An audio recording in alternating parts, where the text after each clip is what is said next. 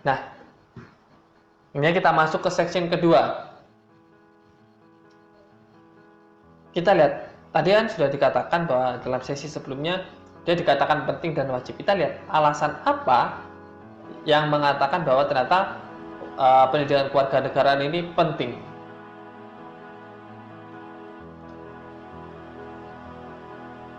Seperti biasa, selalu ada pertanyaan pengantar. Perlukah seorang sarjana atau profesional tadi belajar pendidikan kewarganegaraan ya? Nah, untuk apa pula seorang sarjana itu atau seorang profesional itu belajar tentang pendidikan kewarganegaraan? Nah, banyak sekali pandangan yang mengatakan, lah lebih baik saya kan memperdalam ilmu pendidikan saya, ilmu prodi saya, supaya saya benar-benar menjadi sarjana atau profesional yang ahli di bidang itu. Jangan terburu-buru dijawab teman-teman, kita akan diskusi lagi. Nah, untuk menjawab pertanyaan tadi, maka kita perlu menggali beberapa sumber dari historis, sosiologis, maupun dari aspek politis, ya kan? Apa pentingnya atau apa alasannya kok ada yang namanya pendidikan kewarganegaraan? Oke, mari kita cermati teman-teman dari timeline garis waktu yang saya paparkan di sini. Kita lihat dari 1908 lahirlah suatu organisasi kebangsaan pertama, yaitu Budi Utomo, yang akhirnya menjadi momen sejarah kita yang disebut dengan Hari Kebangkitan Nasional. Kemudian ternyata tidak berhenti sampai di situ. 20 tahun berikutnya, 20 tahun kemudian, pada tahun 1928 dilakukan sebuah kongres oleh para pemuda dan akhirnya melahirkan suatu peristiwa yang fenomenal bagi sejarah negara kita, yaitu apa? Sumpah Pemuda. Dan akhirnya ternyata peristiwa itu berlanjut sampai pada tahun 1945, lebih tepatnya adalah 17 Agustus 1945, yang menjadi momen paling bersejarah pula bagi negara kita, yaitu apa? Kemerdekaan Republik Indonesia. Apa yang bisa kita cermati dari peristiwa ini? Karena saya ambil beberapa saja, banyak sekali peristiwa lain, tapi saya ambil dari 3 tahun yang menurut saya juga memberikan dorongan dan juga memberikan bukti pendidikan kewarganegaraan itu ternyata penting pula bagi mahasiswa, bagi kita, bagi teman-teman yang duduk dan belajar di perguruan tinggi. Kalau teman-teman amati ya, dari ketiga tahun tersebut, peristiwa tersebut, yang mempelopori peristiwa-peristiwa ini ya teman-teman, yang mempelopori peristiwa-peristiwa ini adalah mahasiswa, yang notabene mereka adalah orang-orang muda, generasi muda. Artinya seluruh rangkaian peristiwa bersejarah kita itu dimulai dari orang muda, bukan orang tua. Masyarakat muda, generasi muda kita, dan notabene mereka masih mahasiswa. Kita lihat 1908 ya, Budi Utomo pun juga dilakukan oleh beberapa golongan mahasiswa yang mendapatkan kesempatan mengenyam pendidikan oleh Belanda. Kemudian mereka sadar, wah ternyata kita butuh ini, kita ternyata selama ini kurang rasa cinta terhadap bangsa kita, sehingga mudah sekali kita dijajah, diperas seluruh sumber daya alam kita. Kemudian menjadi semangat pula pada 1928, lagi-lagi pemuda pula, lagi-lagi generasi muda pula yang menjadikan penyemangat spirit persatuan kita ya, untuk menumpas yang namanya penjajahan itu dengan apa? Bergotong royong, persatuan. persatuan seluruh lapisan masyarakat Indonesia.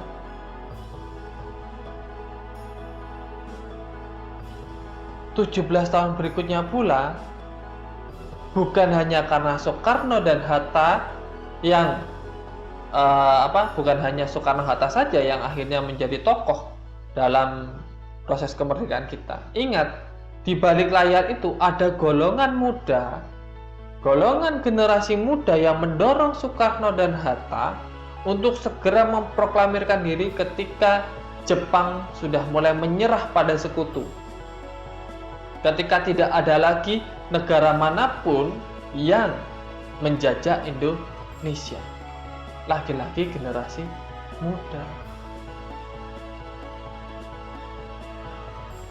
Sehingga teman-teman harapannya, kalau kita atau teman-teman sekalian ini sebagai generasi muda bangsa Indonesia ini kemudian tidak mendapatkan pembentukan karakter menjadi warga negara Indonesia yang baik dan benar, saya rasa proses para tokoh bangsa kita, para pahlawan kemerdekaan kita untuk memerdekakan diri dari penjajah itu ke depan akan sia-sia.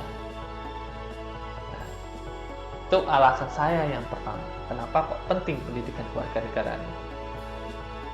Oke. Perjuangan mencapai kemerdekaan dari penjajah memang sudah selesai, teman-teman. Sudah selesai. Kita tidak lagi berperang secara fisik melawan penjajah. Tetapi tantangan terberat ke depannya adalah untuk menjaga dan mempertahankan kemerdekaan yang hakiki. Karena itu belum selesai. Mempertahankan lebih susah daripada merebut. Ya enggak? Kalau bahasa anak muda sekarang kan demikian nih.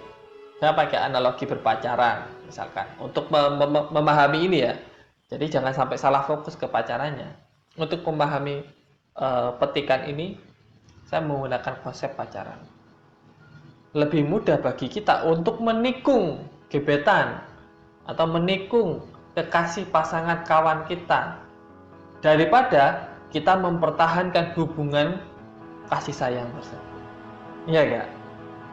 Kalau mudah, yang namanya pelakor, yang namanya penikung, yang namanya selingkuh itu tidak ada, teman. Sepakat kan? Pasti sepakat. Nah, berikut pula ketika konsep tadi itu kita tarik melihat kemerdekaan kita itu seperti itu. Kita sudah selesai merebut kemerdekaan kita dari para penjajah, itu sudah selesai. Kita sudah selesai berperang secara fisik. Tetapi mempertahankannya atau bahkan mungkin sampai mengembangkan tadi hasil kemerdekaan kita itu masih belum selesai. Sampai kapanpun supaya anak cucu kita nantinya juga tetap hidup bahagia. Oke, kita lanjut. Kemudian, nah, kita lihat petikan tadi itu juga diperkuat oleh pendapatnya Profesor Nina Lubis. Nah, dia mengatakan dulu musuh kita itu jelas penjajah. Ya, musuh kita jelas penjajah yang tidak memberikan ruang untuk mendapatkan keadilan, kemanusiaan yang sama bagi warga negara. Tetapi sekarang musuh kita itu bukan dari luar, teman-teman. Musuh kita itu bukanlah seperti penjajah yang datangnya dari luar, fisiknya terlihat. Tetapi musuh kita ternyata adalah dari dalam negeri kita sendiri. Apa musuhnya? Korupsi yang merajalela, ya. Ketidakadilan, pelanggaran HAM di mana-mana, kemiskinan, kemudian ketidakmerataan ekonomi, penyalahgunaan kekuasaan, tidak menghormati harkat dan martabat orang lain, suap menyuap, persekusi dan lain sebagainya. Itulah yang membuat kemerdekaan kita ini tidak lagi sebuah kemerdekaan yang damai. Makanya perlu kita ingat, teman-teman, bahwa yang namanya proses perjuangan untuk menjaga eksistensi negara bangsa itu, negara bangsa Indonesia khususnya, untuk mencapai tujuan nasional kita agar sesuai dengan cita-cita para pendiri bangsa kita, the founding fathers, itu belum selesai, teman. Masih panjang waktunya.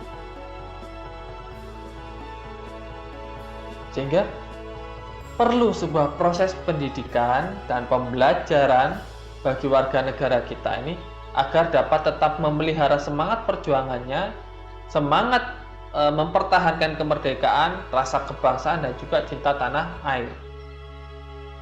Yang kita warisi dari para pendiri bangsa kita, the founding fathers and the founding mothers kita, itu jangan abunya, tetapi semangat perjuangannya.